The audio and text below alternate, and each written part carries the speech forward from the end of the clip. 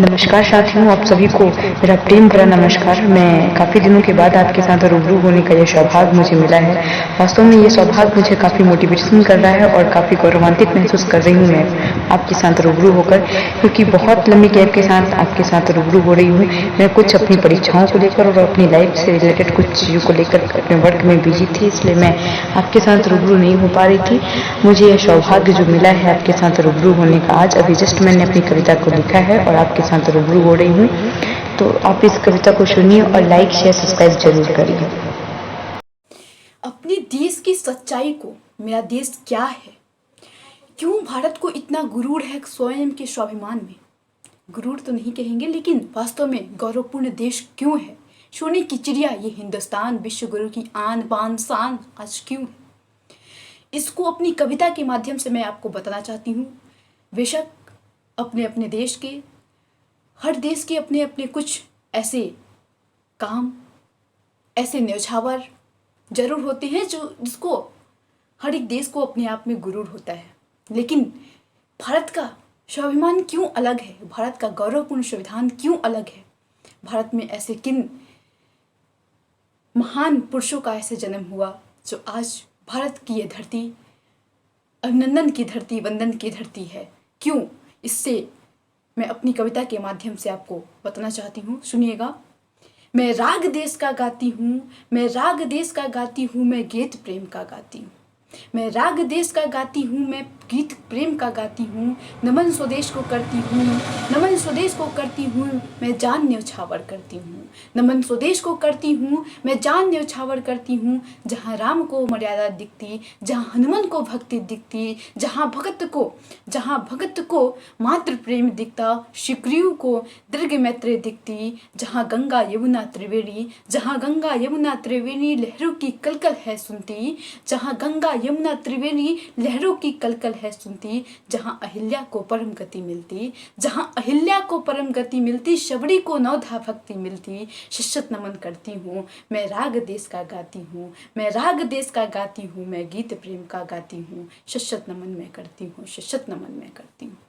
ये ऐसी धरती है, यह वह पावन भूमि है जनाब, अभिनंदन वंदन की ये वह धरती है जहाँ अहिल्या को परम भक्ति मिली और शबरी को नौधा भक्ति मिली। यह वही धरती है जहाँ भगत को मात्र प्रेम दिखता और सुग्रीव को दिखते मैत्री मिलती। यह वो अभिनंदन की धरती है।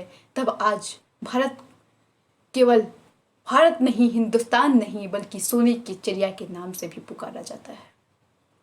ये ऐसी धरती है, ये संस्कार की वो पावन धरती है जिसे गाथा, जिसकी गौरवपूर्ण गाथा को अगर हम आपके समक्ष लाएं तो वो पूरा नहीं हो सकता। हम अपने शब्दों से बयान नहीं कर सकते। वो यह अभिनंदन की धरती है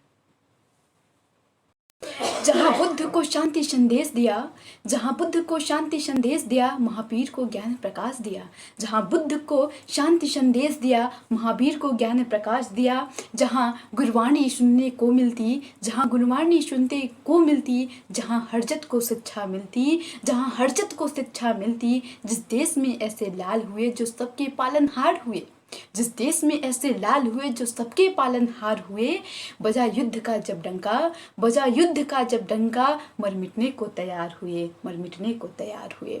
आजाद भगत खुशी, आजाद भगत खुशी, राम अपनी छोटी सी वसय को भूल, जय घोष किया वंदे मातरम, फांसी का पंदा चूम गए, फांसी का पंदा चूम गए। है नमन इस धरती को, है अभिनंदन इस धरती को है। मैं राग देश का गाती हूँ, मैं प्रेम गीत का लिखती हूँ, मैं राग देश का गाती हूँ, मैं प्रेम गीत का लिखती हूँ। शश्वत नमन मैं करती हूँ इस अभिनंदन वंदन की धरती को। ये वो देश है जनाब, जिस देश ने न जाने कितनी वीर गति को प्राप्त कर, न जाने कितने मातृभूमि के लालों ने इस धरती की स्वतंत्रता के लिए अपने प्राणों का न्यौछावर दिया, अपने प्राणों की बलिदान दिया।